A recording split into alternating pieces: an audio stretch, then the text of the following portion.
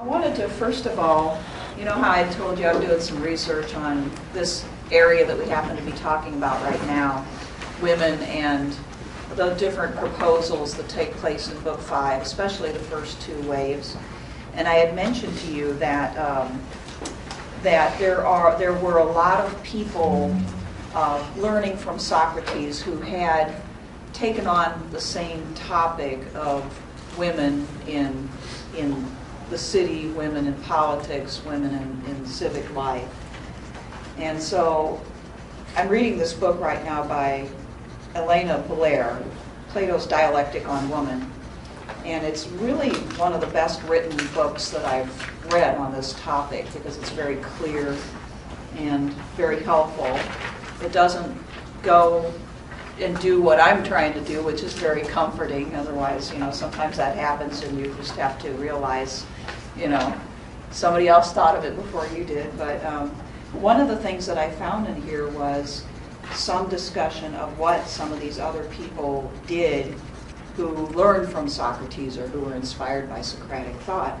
And it shows that the ideas that he had playing around with, what do we do with women? Should they live a private life or should they become more engaged in the city?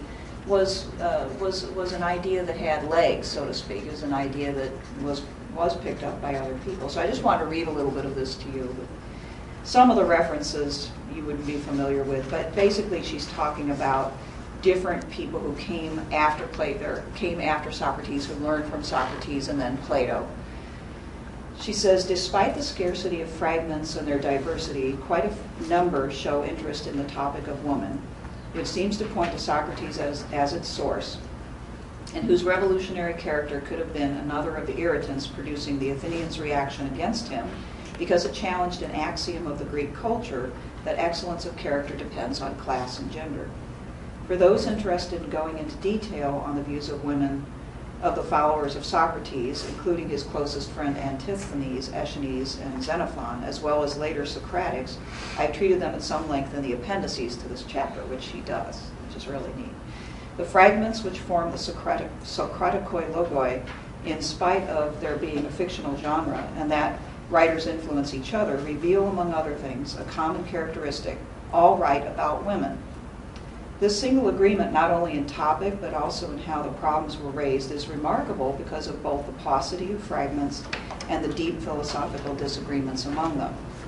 Those who doubt the statement Meno, that's a Socratic dialogue, represents the historical Socrates view, must recognize the persistent presence of women's issues throughout Socratism appears highly unlikely without relation to Socrates.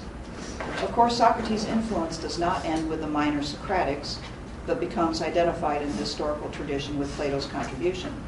Neoplatonic sources not only show that three women were part of Plotinus's philosophical circle, and that of Sosipater of Pergamum and Hypatia of Alexandria were admired for their lectures in philosophy, but also that the idea of women rulers in the ideal state was defended by Proclus, who used as reason for women guardians the sex's common nature and virtue, while limiting their difference to the sexual.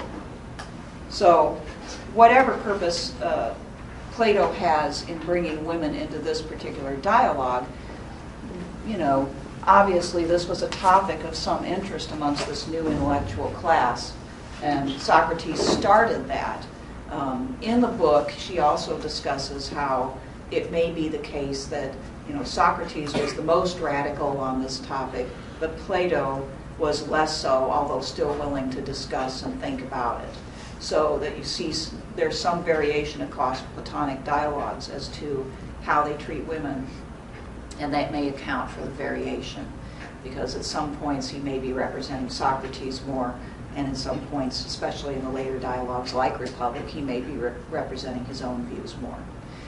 So anyway, I find that really interesting because I think that oftentimes we're wrongly under the impression that no men ever thought of women and no women ever did anything prior to the 20th century.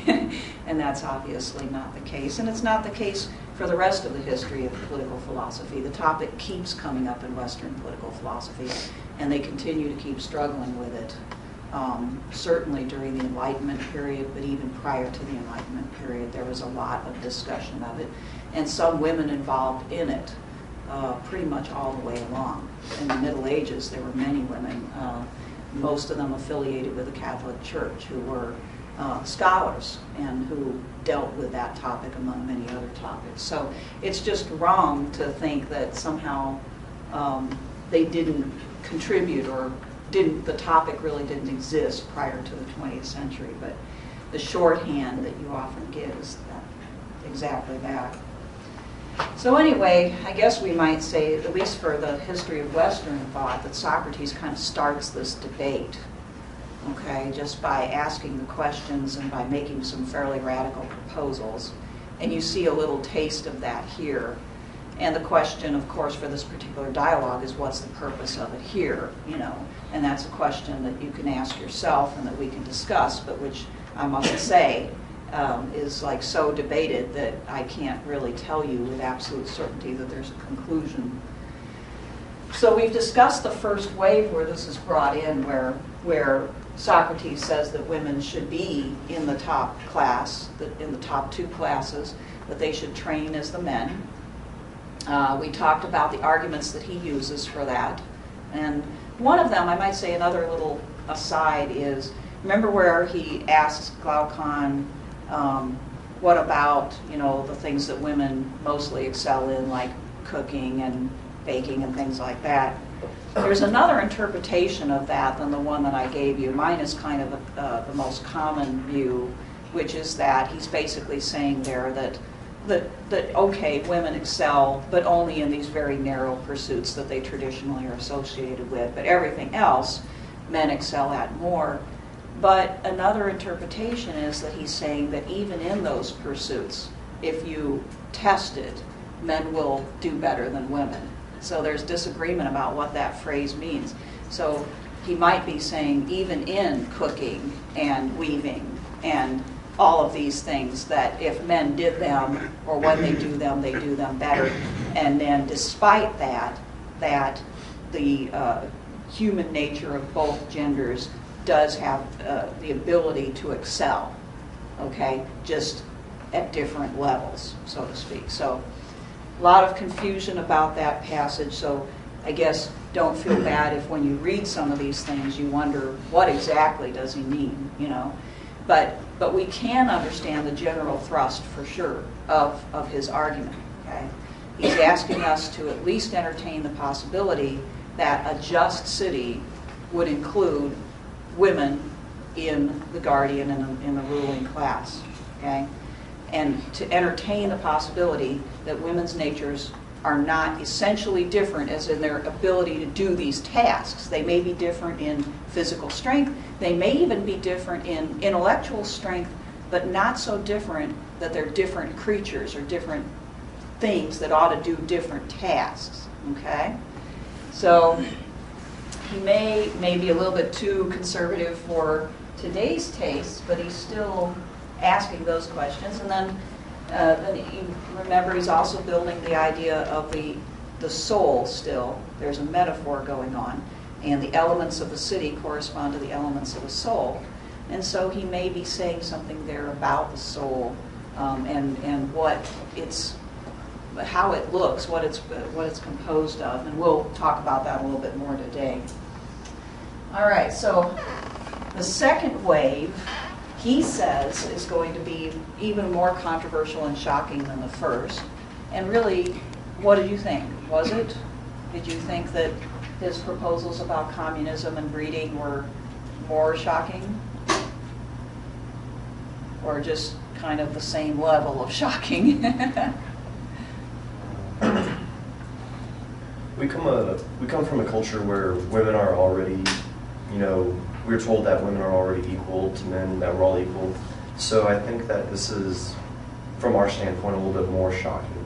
Mm-hmm. From our sensibilities, more shocking because we've become used to women being thought of as equal to men, but we haven't gotten used to the idea of radical communism and breeding. Yeah. Now back then, maybe these things would have been considered, at least on the same general level. But But I think even he's acknowledging, even back then, this would have been more so. Whereas women is a topic that is, including women in the ruling class, is probably not as threatening to a lot of these men as totally destroying the nature of the family, no private property, things like that. Yeah.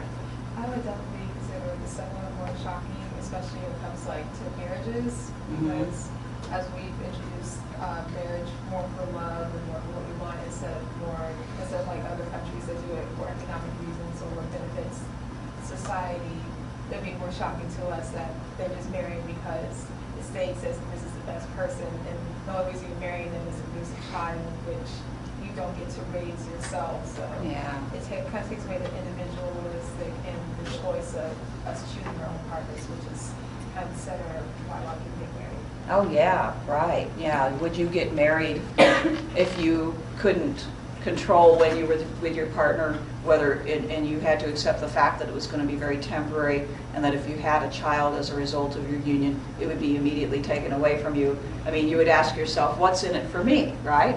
This is how thoroughgoing these people are. And remember, I mean, Glaucon, his objection to this whole arrangement is what's in it. When he first discusses how the military is going to live, he says, why would I want to do this? Why would anybody want to do this? So certainly he would have this reaction here, right? Because it's very thoroughgoing control. So when we say communism, we don't just mean what the Soviet Union did, where basically the state owned everything, but we mean sharing of everything, including family. There is no family in the private sense. There's only family as in the overall society. And, so everything is shared. There is nothing private. There's nothing private until you get to old age, apparently. Okay? So we find that the rulers emerge as a separate class, and they're the ones that are doing this arranging of marriages. Okay? Anybody understand the process by which they decide who will marry whom? It's pretty darn complicated, isn't it? I mean, all sorts of things go into it, but the intent is to avoid too much inbreeding. Okay? They want to avoid outright incest because they did know that too much inbreeding produces bad results as far as children go. So to that extent, they're trying to make it so that fathers are not basically reproducing with their own daughters or with their sister or whatever. They're trying to avoid those kind of things. So these rulers are keeping track of all this. Okay? They've got to make the records. They've got to keep track of it all. And so the sex is for procreation alone. It's not for any other purpose, such as pleasing the two partners or anything like that. And that's kind of characteristic of the way Plato thinks about things generally. Okay, and it is a little bit chilling, For instance, remember, he says that what is beautiful is what is useful. Okay, not what is aesthetic, what you would say is aesthetically beautiful, but what is the most useful. So somebody who's big and strong, okay, but perhaps we would say homely, is more beautiful because he can do more. He's more useful, so to speak. And so he judges everything by the fruits that it produces. Okay? And in this case, then, marriages are for the fruits that they produce and not for any feelings that may enter in. Okay? And this would be designed to minimize any sort of feelings of attachment. Okay? One wonders, and some commentators have wondered, under these circumstances, would people be able to actually successfully accomplish this task? He doesn't seem to worry about that too much, but it is a potential concern. The rulers will regulate the number and quality of the children. So, of course, there was no birth control other than abstinence and exposure of children. Okay, so then, which we can't call birth control. That's more like infanticide, is what it is. So there wasn't any way to do this other than those two. So the rulers would enforce abstinence when necessary to prevent too many children from being born or improper children from being born. And then what we find is if inferior children, those who are deformed, or maybe they just can't fulfill the task, they're not smart enough, we don't really know exactly what he means by inferior. But if these inferior children are born from these marriages, then they must be, well, he says, exposed. Okay. Now, what that really means is that these babies would be put into some place alone, okay, out in the wilderness somewhere, and basically would be allowed to die. The idea was that if the people were making a mistake and the gods really wished for that child to live, that the gods would rescue them, but otherwise they would die. There's a footnote down at the bottom of 134 that says there can be no doubt that Plato is recommending infanticide by exposure for these babies, a practice which was quite common in ancient Greece as a method of birth control. I kind of object to the latter statement, since birth control happens before birth, right, or before conception, actually, not after birth. But anyway, you get the point. I would say more like population control. Okay? So,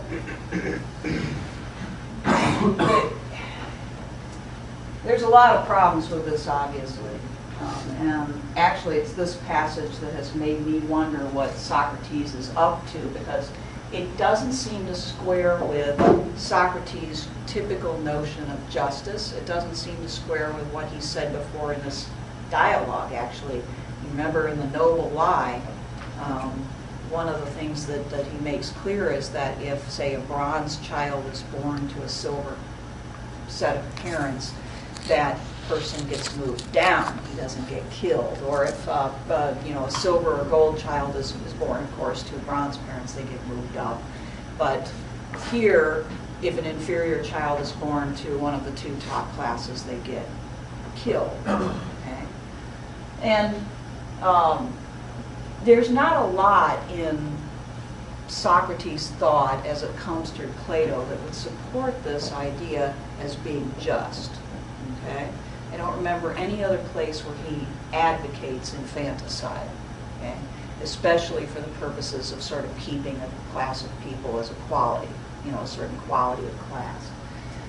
And so that made me think that maybe what is going on here is metaphorical, and so that's the argument that I'm trying to develop in my research. And I base it on an awful lot of statements in other dialogues where children or babies that are born are referred to metaphorically, representing ideas or the process of philosophizing. And since these people represent the spiritedness and the rational part of the soul, he could possibly be representing that process. Okay? Otherwise, there's a problem here, because he doesn't define, I mean, even if, for our sensibilities today, even if he defined it as handicapped, okay, we would still think of this as incredibly cruel and unjust. Okay? But the fact is he doesn't define what he means by inferior, okay? And the term seems to, or it leads us to think that perhaps he means anybody who doesn't belong to that class, okay? I don't know how you would know that upon birth, however. So it's another one of these mysterious aspects of this. So there's that issue, which is really, it wouldn't have been shocking to, that particular proposal wouldn't have been shocking to the guys listening to him, because it was done, okay? It's shocking to us, okay? But what would be shocking to them is just the idea that the children are made for the state and that they're taken away to be reared by other people, okay? Because that does mean what, you don't have, I mean, the desire of every man in this society was to have a son, to carry on, and at least one son and hopefully a lot more. And, a few daughters would be nice too, okay? But, so this seemed totally unnatural, okay, to do this. And it means that all the people that are produced for the state and for the state's priorities. And they're reared by men and women. Okay, notice that? Did you notice that?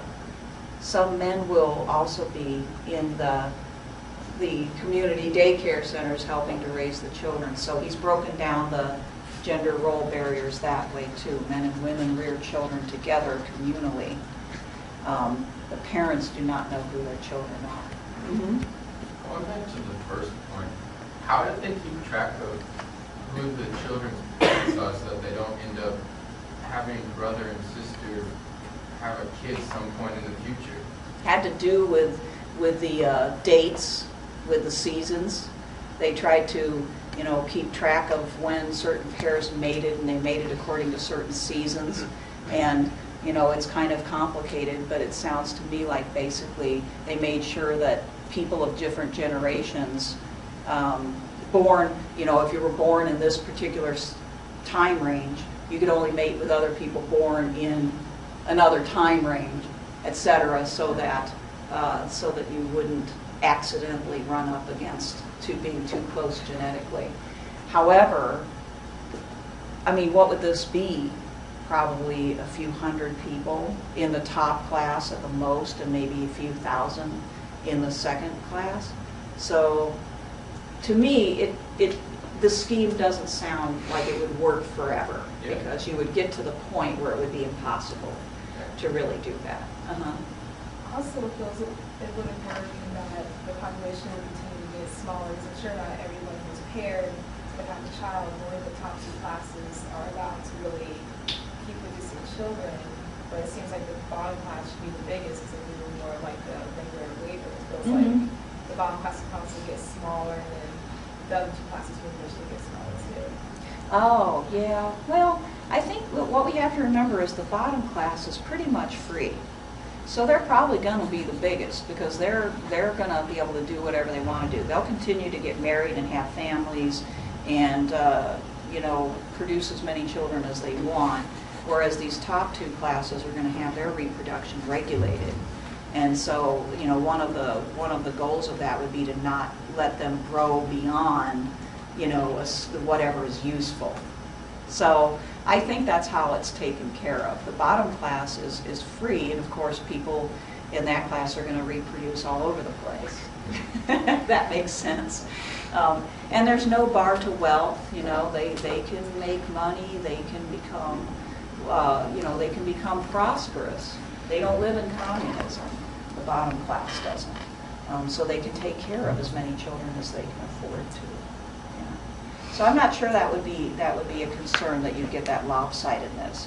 But I do think it would be difficult to really control inbreeding past a few generations. I mean, it would be able to work for maybe 3 or 4 generations, and then you would inevitably start getting that mixing. Okay? So, which is another, I mean, some of these practical issues make me wonder what the heck's going on here.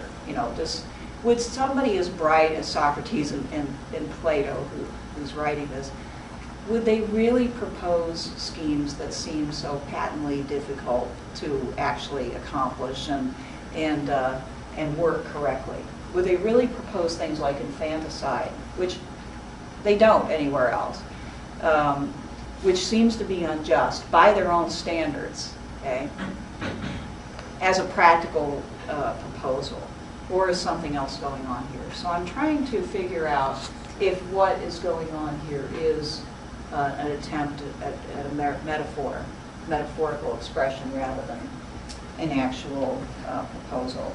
Or some people, like Pangl, we talked about the other day, Pangl says, well, it's precisely these types of proposals that lead him to believe that this is actually a depiction of how perfectly just societies are actually perfectly unjust. Okay, that when you achieve this level of control of society so that everything is supposedly going to happen the way it's supposed to, what you get is an incredible distortion of human nature and a lot of unhappy people. So, at the very least, what this does is it makes us think, which is, I think, what the ultimate goal is here, is for us to engage with this text, right, and to argue with it, and to develop our own ideas as a result. So here's some of the possibilities, okay, of why this type of thing is necessary. Certainly, Plato does think that the more we think about our private concerns, about what's mine is mine and what's yours is yours, the more we will think about them and the less we will think about the common good, okay? And that's true, right? I mean, it's kind of hard to deny that, you know? Our society is very individualistic, and we embrace self-interest quite a bit. But we do have a problem with citizenship. We struggle with that. You know, that's part of the reason why people complain about interest groups, special interests, and so forth. It seems like when Americans get involved in the political process, they get involved because they want to advocate for a particular position, which it benefits them, okay? But it's hard for us to think of ourselves as just citizens who think about the common good. Obviously, we want to, but do we get enough encouragement to do so, and is the system set up so that we can? So I think that this is, in a way, a truism, okay? But the question is, what do you do about it? Do you go to something like Plato's system? Well, that has its problems as well. But certainly, private and public come into conflict all the time. The founders, of course, thought that they kind of solved that problem as best they could by trying to tie up our private interest with the public interest, and by allowing factions to fight with each other. They thought that the outcome would have to be a compromise, and that would benefit the most people most of the time. Okay? Is it the very best possible system? Well, maybe not the very best, but that was their way of solving this. It's a very eternal problem of politics. Okay? Plato wants to find a way so that everybody in society will see each other as brothers and sisters. And he says they will feel each other's pleasures and they will feel each other's pains. Okay? That reminds me of Bill Clinton, you know. He's famous for saying, "I feel your pain," right? And some people thought that was pretty cool, that he had empathy, and other people thought, he can't feel my pain. Well, it's an ethical ideal, isn't it, to feel each other's pain? Isn't it? I mean, this is what kind of our image of the good person, somebody who can empathize, somebody who can put themselves in other people's shoes, right? Plato's student Aristotle argued that it was also impossible. Okay? This was kind of an interesting disagreement there between Plato and his student Aristotle. Aristotle says we can try intellectually to think about each other's pain. But this is one of the mistakes that Aristotle thought Plato made in this ideal city, was ever thinking that these individuals could feel each other's pain. Okay? Literally, you know, when your co-worker or fellow soldier, you know, gets wounded somehow and they have physical pain, you can't feel it. Okay? You can sympathize with them. You become emotional. You want to help them. But you can't feel it. It's not you. Okay? And there's always an aspect in this experience where in the back of your mind you say, thank God it's not me, right? Okay? Okay. I mean, we may not want to admit it, but it's not me, right? It's better to be the person who's helping the other person than it is to be the person in that situation. Okay? and that separates me from the other person. I'm not one. You know, the myth that we could be one with another person is a romantic myth in a way, and Aristotle says just that. So that means that we, no matter how hard Plato tries, we can't separate people to the point, I mean, we can't unify them to the point where they won't feel their individuality, because we really can't feel each other's pain. We're reminded of that on a daily basis, okay? And we try to bridge it by doing good works, by helping, by, you know, reaching out, by doing what we can, by sympathizing, crying with other people and so forth. But it's a bridge between two individuals, not a unity, okay? And for that reason, Aristotle said you can't have, successfully, you can't have communism. Okay, because communism has this idealistic unity that doesn't exist in the real world. It doesn't match up with human experience. And he said you certainly can't have this kind of thoroughgoing, deep communism. Okay? Because your physical experiences remain your own. And that influences the way you think, so your intellectual experiences also remain your own. Aristotle thought the best we could do is try to make that bridge. Okay? But in his view, we have to acknowledge that human beings are and remain individuals, and we have to build the political system around that reality. Okay? So Aristotle disagreed with communism, okay? And basically said we have to have cities that acknowledge people's desire to have a private life, to have a family, to have property, and then we have to design them so that they can tie their personal interests in their family, in their property, to the well-being of the state. So that when they go to the assembly and vote, they can see that their private welfare is tied up with the common welfare. Then they can be citizens, okay? But if you take all this, if you try to take all this stuff away from them, then their individuality will rebel. And what you'll get is a number of problems. Freeloading would be one, outright rebellion, or at least corruption would be another.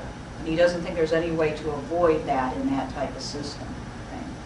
So we had two great minds definitely disagreeing on this topic, despite the fact that obviously Aristotle had immense respect for his teacher. Okay? Plato was good at pointing out how the private can make us selfish.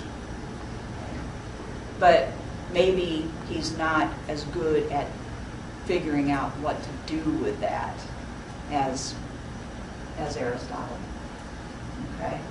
Now, here's an interesting little irony, which is that only in a city such as Socrates describes could he probably spend all of his time thinking and talking, or at least that type of city would greatly facilitate it. Okay? In Athens, he actually got away with this for quite a while, although he was never popular, and he was kind of, I mean, he was popular amongst certain people, but not amongst others. He was a controversial figure, and eventually his enemies caught up to him. Okay? Whereas only in this kind of philosophical city where philosopher rule is acknowledged would Socrates be ultimately free to do as he wanted to and to live his life, although he would have to take turns ruling. So just kind of give that a little bit of thought. The only type of city in which a true intellectual could feel fully accepted and comfortable might be a city that you all wouldn't want to live in. Think about some intellectuals that you admire, you know, or some that you don't admire. And think about giving them the scepter, you know, and saying, okay, you're in charge now. Even the ones that you admire, if you think about it, okay? It might seem a little scary if you think about it. You put that much power into their hands, and they're going to try to implement their ideas. They're pretty sure they're right. So, and I've put this in here just to kind of remind you of that possibility there. Anyway. way. Okay. Any questions about the second wave? Any other concerns, objections? Are we for sure that when he's talking about like sitting them out and hiding the children or the babies, how sure are we that that's infanticide? Because the text is kind of vague in that regard. Yeah, I'm pretty sure that's what he's referring to, but I'm not sure he means it literally. In other words, I think that where the uncertainty comes from is in whether he's actually advocating in a practical sense infanticide, or whether he's actually using that as an image for philosophizing. Okay, but as far as the actual, reference, it's exposure, which is infanticide. Yeah.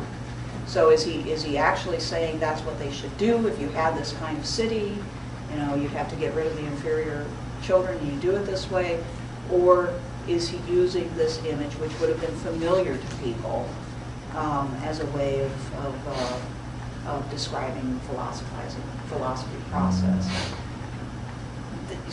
So I think most all scholars take this as a reference to literal infanticide. Even though it's inconsistent with his views in other works? Yeah, which is why I'm trying to make this argument, because I don't think, if it's inconsistent with his views in other works and it really appears here, only here, then I think there's something else going on, because it doesn't match up with his ethics. Okay. Yeah, the majority of people don't think they're puzzled by this, they're troubled by it, but they haven't thought about this, and that's why I'm trying to, at least, some people might say I'm trying to rescue him a little bit here, but I actually think I'm onto something, and I hope I can get it published at some point. I worked on it 2 or 3 years ago. I sent it out to a variety of journals, and whenever you come up with a kind of new idea like this that hasn't been thought of before, a lot of people don't even understand it, and that's what I got, basically. So basically go back to the drawing board, explain it better, So that's what I'm trying to do now. I got to get it understood first before I can get it. Are you having to go back to the cave and tell them about the outside world? I don't know about that, but it just seems like so obvious to me. And yet, because I've got tons of textual evidence that he uses procreation and birth in this way, a lot of dialogues, and I put them in my article, Okay? So why in this one dialogue do we take these references to procreation and birth and only view them as literal? And I've looked through all the literature that I can possibly find, and no one has come up with this before. So it's a lot of people have written on this. So the standard answer to your question is yes, this is a literal, reference, but I don't think so. All right. Any other questions or ideas?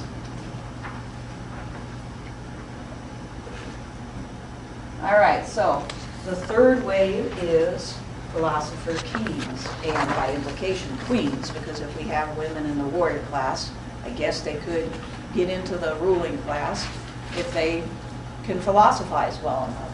Okay? Now, what I want to cover in the time that remains is what he says at the beginning of this discussion, okay, which is all about doubting whether his ideas can ever come into fruition in practice. Okay? If we thought that this was a literal proposal that he wanted people to just implement like a blueprint, this would certainly give us pause. Okay? Socrates, first of all, says that he thinks this is going to be the most shocking of all, the least likely to be accepted. Okay? And it would seem like for the people involved, maybe the first one would be actually. So he's in the reverse as far as his opinions about what will shock people. But I think the reason why is because in his experience, people don't listen to him. Outside of his immediate circle, people don't listen to him because they don't agree with him. All right, so then he says that, you know, I'm making a theoretical model for the best city. Okay? But what is true in theory cannot be found in perfection in practice. And I just want to read you a little bit of this. And if you have your book, or if you don't, make a note of where this is, because this is really important for trying to understand what his purpose is here. So he says, so do you think that our discussion will be any less reasonable if we can't prove that it's possible to found a city that's the same as the one in our theory? Glaucon says, not at all. Then that's the truth of the matter. But if in order to please you, I must also be willing to show how and under what conditions it would be most possible to found such a city, then you should agree to make the same concessions to me in turn for the purposes of this demonstration. Which ones? Is it possible to do anything in practice the same as in theory? Or is it in the nature of practice to grasp truth less well than theory does? Even if some people don't think so. Will you agree to this or not? I agree. Then don't compel me to show that what we've described in theory can come into being exactly as we've described it. Rather, if we're able to discover how a city could come to be governed in a way that most closely approximates our description, let's say that we've shown what you ordered us to show, namely that it's possible for our city to come to be. Or wouldn't you be satisfied with that? So Glaucon says he would. Then next, it seems we should try to discover and point out what's now badly done in cities and keeps them from being governed in that way. Okay? So, and actually later on, well, in next week's readings, we find that's exactly what he starts to do. He starts to discuss the lesser cities. Okay? And he moves from the second best to the third best to the fourth best and so forth. Okay? But notice what he's said here. It's really important, not just for this dialogue, but even for our field of political science, that there's such a thing as theory, and then there's practice. Okay? And there's a difference between the two. Okay? And he's saying that what we can arrive at using reason, and is maybe theoretically perfect, is not possible, or almost always not possible, in practice. Okay? We can approximate it. Okay? We can try to come close to that, which is an ideal theory. Okay? Is an ideal. But we can't bring that fully into being because we live in the real world where there's all kinds of imperfections and all kinds of contingencies and some things that are out of our control that happen and so forth. And so there's no way we can ever achieve in absolute perfection what we can come up with in theory. I say this is important for our field because we do a lot of theorizing in this field, but we have to understand the role of theory. Okay? It's to evaluate and to guide, but it can't be to completely, basically dictate. Because one thing we know in political science is that people are unpredictable, right? We deal with human beings, and you can try to predict what they'll do, and you can try to make them behave differently, but a lot of the time, the results, well, all the time, the results are imperfect. Like, take the example of, I love this example, so sorry if you've heard this one before, but our No Child Left Behind policy. Okay, we thought of this, I think it was in the Bush administration, the George Bush administration, right? Or was it the other Bush? I think it was George Bush. And the idea was really good. It was to make sure that schools taught at a higher level so that students would learn what they were not learning now. And in order to do that, we were going to measure the students' knowledge through standardized testing. And then we were going to create benchmarks and incentives, and disincentives. And if schools didn't achieve those benchmarks, they would receive less funding, for instance. or in some cases, parents would be allowed to move their children to another school. Okay? But what we found happening in practice is the human nature factor, which is that some schools started to encourage their teachers to teach the test. Okay? And the result of that was that the students actually started learning less because they were only learning the test and how to take tests. And in some extreme cases, teachers were cheating on the test. They were actually filling in the answers for the students because the threat of receiving less funding or being defunded was so severe that they couldn't imagine not meeting the benchmarks. And parents started to complain, wait a minute, are we doing anything but testing here? My kid's not learning as much. Okay? And we're still struggling with this issue. Okay? So No Child Left Behind is a wonderful idea, and it's great in theory if everybody responds the way they should. But the problem is that tricky old human nature is always thinking about a lot of different things, and particularly about the immediate self-interest, and it throws rocks into the gears, So as political scientists, we have to realize that. Okay? There's a difference between theory and practice. And we have to anticipate that the practice will not be as perfect as the theory, and why, because of what we know from previous experience. So it turns out that though Plato is an idealist, he does have some pretty good understanding of the distinction between the two. And right here, he may be saying, no, this is not a blueprint that I expect people to actually be able to follow. Okay? But rather, it may be, I'm not saying it is necessarily, but it may be an ideal that people can only approximate. Maybe they can use the Republic to judge their own existing constitutions and their own practices.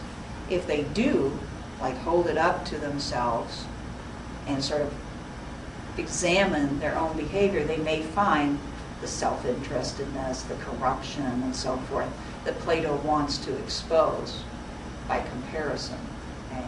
If we hold up our practice to the ideal communism, we're definitely going to see a lot of selfishness and materialism and a lack of focus on the common good and so forth. If we actually try to implement the communism, what we may get is bigger problems. Okay? So I wanted to call your attention to that, and then he follows those statements about theory versus practice with the ultimate famous statement down at the bottom of 148 or 473D through E, where he says, until philosophers rule as kings, or those who are now called kings and leading men genuinely and adequately philosophize, that is, until political power and philosophy entirely coincide, while the many natures who at present pursue either one exclusively are forcibly prevented from doing so. Cities will have no rest from evils, Glaucon, nor do I think will the human race. And until this happens, the constitution we've been describing in theory will never be born to the fullest extent possible or see the light of the sun. And what we find is, in the next couple of books, two very powerful arguments for why no city will allow philosophers to rule. That it's impossible for philosophers to rule a city. Okay? So this would seem to mean that cities will have no rest from evils. Okay? And that may be a little frustrating, but it certainly shows that he's not completely lost in his own ideals.